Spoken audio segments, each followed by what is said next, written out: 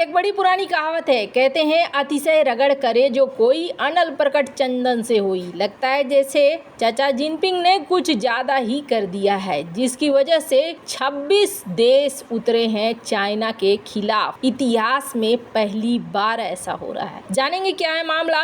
वहीं रूस यूक्रेन युद्ध के बीच में अपने ही रक्षा मंत्री के ऊपर पुतिन ने ले लिया है एक्शन। जियोपॉलिटिक्स में बहुत कुछ चल रहा है, हमेशा की तरह जानने को मिलेगा बहुत कुछ। आइए जानते हैं इन खबरों को विस्तार से। एक ना चौंकाने वाली बात आई है। अब से पहले तक कई बार इस चीज की घोषणा हुई थी, कई बार इस चीज को लेकर अफवाहें उड़ी थी, पर ऐसा पहली बार देखने को मिला जब राष्ट्रपति पुतिन ने अपने काफी लंबे पुराने सहयोगी और देश के रक्षा मंत्री सर्गेई शोइगु को हटाने की आधिकारिक घोषणा की है। क्रेमलिन ने ये कदम व्लादिमीर पुतिन के 5वें कार्यकाल के शुरुआत से ही कर दिया। जिस तरीके से राष्ट्रपति पुतिन सत्ता पे आए, उसके बाद कैबिनेट का पुनर्गठन होने लगा और 2012 से ही पुतिन के कैबिनेट में रक्षा मंत्री थे सर्गेई शोइगु। पुतिन ने 78 साल के शोइगु को रूस की शक्तिशाली सुरक्षा परिषद का प्रमुख नियुक्त किया है।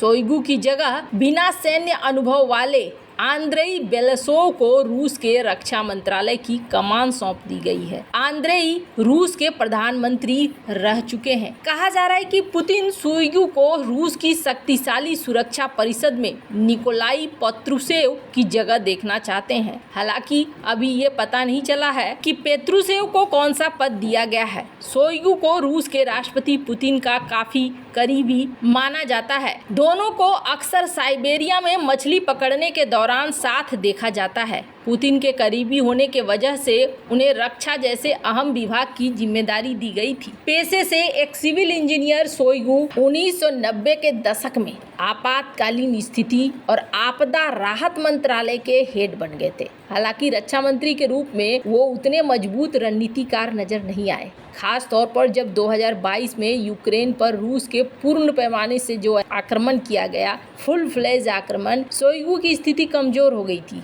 ऐसी चर्चा उसी समय से हो रही थी कि उनकी छुट्टी हो सकती है। 2023 में स्थितियां इतनी बिगड़ गई थी कि जो लड़ाका ग्रुप है रूस का वैगनार और वैगनार के प्रमुख येवगेनी प्रिगोजिन, इन्होंने शोइगु के खिलाफ खुलेआम टिप्पणी करके विद्रोह कर दिया था। प्रिगोजिन ने शोइगु को बुजुर्ग जोकर बताते हुए उन्हें हटाने की मांग कर डाली थी। अगस्त 2023 में किस तरीके से देखने को मिला कि माहौल रूस के अंदर बहुत बुरा हो गया था। हालांकि फिर एक उड़ान के दौरान प्रिगोजिन मारे गए और क्रेमलिन इसमें शामिल होने से इनकार कर चुका था, पर प्रिगोजिन ने पूरा तख्ता पलट करने का मन बना लिया था। हालांकि शोइगु की जगह एक अर्थशास्त्री को नियुक्त किया गया है, जिसकी वजह से बहुत सारे लोग हैरान हैं। लेकिन कई एक्सपर्ट की राय में ये कदम बताता है कि रक्षा मंत्री के रूप में एक अर्थशास्त्री का होना क्रेमलिन की बदलती हुई प्राथमिकताओं को दिखला रहा है। रूसी अर्थव्यवस्था पर युद्ध की मार पड़ी है। ऐसे में जरूरी है कि रक्षा मंत्रालय के पास खर्च उठाने के लिए पर्याप्त धन हो। क्रेमलिन के प्रवक्ता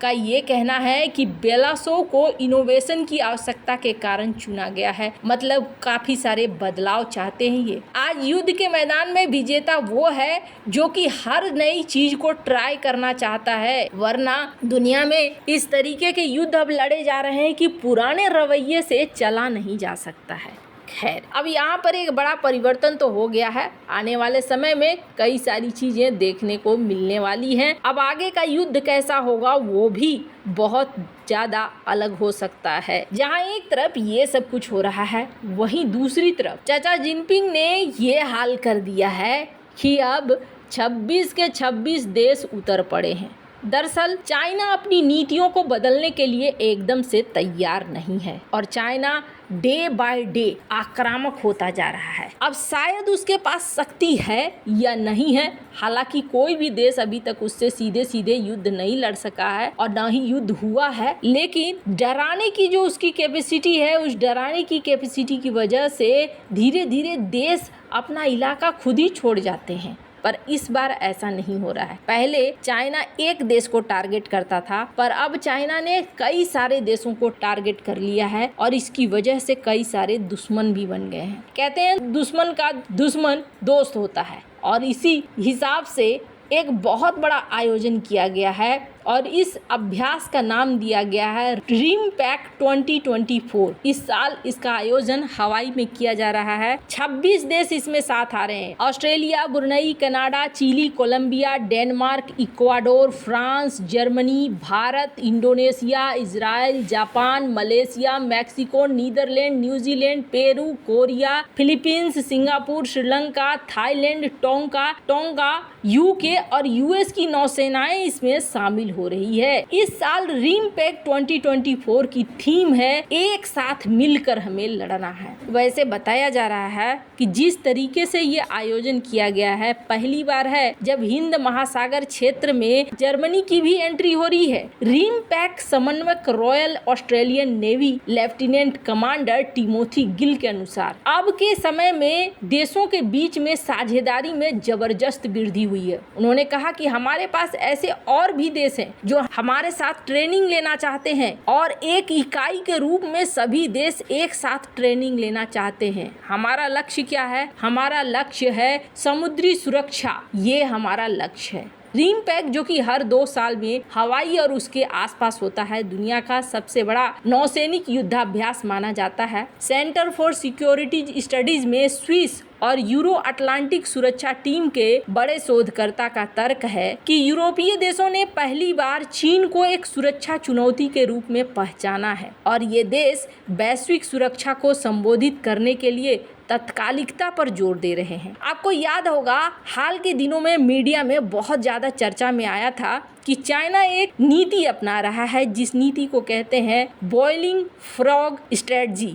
अब इसमें क्या होता है कि एक बर्तन में अगर ठंडा पानी रहेगा और उसमें मेढक रहेगा तो वो उछलकर बाहर आ जाएगा। नॉर्मल पानी रहेगा तो मेढक उसमें बैठा रहेगा। फिर धीरे धीरे उसे गर्म करते जाओ, वो अपने बॉडी के टेम्परेचर को उसके अनुकूल ढालता चला जाएगा और जब बहुत गर्म हो जाएगा तो वो उससे निकल ही नहीं पाएगा और उसमें मर जाएगा। ऐसा ही कुछ चाइना करता है। चाइना धीरे धीरे करके लोगों के दिमाग में बिठाता चला जाता है कि ये इलाका मेरा है, हम 4 सिपाही भेज रहे हैं, 4 युद्धपोत भेज रहे हैं और फिर धीरे धीरे एक दिन हमला कर देगा। तो ऐसी नीति को समझ चुका है अमेरिका भी और यूरोप भी। शी जिनपिंग भले यूरोप का भ्रमण करके आए हों, लेकिन इस वक्त भरोसा यूरोप को जिनपिंग के ऊपर नहीं है और ये दिखला रहा है कि बॉइलिंग फ्रॉग वाली रणनीति पर नहीं चलने को तैयार है यूरोप। तुरंत ही हिंद महासागर क्षेत्र में ये उतरे हैं, वो भी ऐसे मौके पर जब जिनपिंग यहाँ की यात्रा करके आए हैं। खासतौर पर जर्मनी का उतरना जरूर खलेगा। वैसे आपको क्या लगता है इन सब मामले में? आपकी क्या राय है? कमेंट कर जरूर बताएं। जल्द मिलते हैं अगले वीडियो में नई खबर के साथ।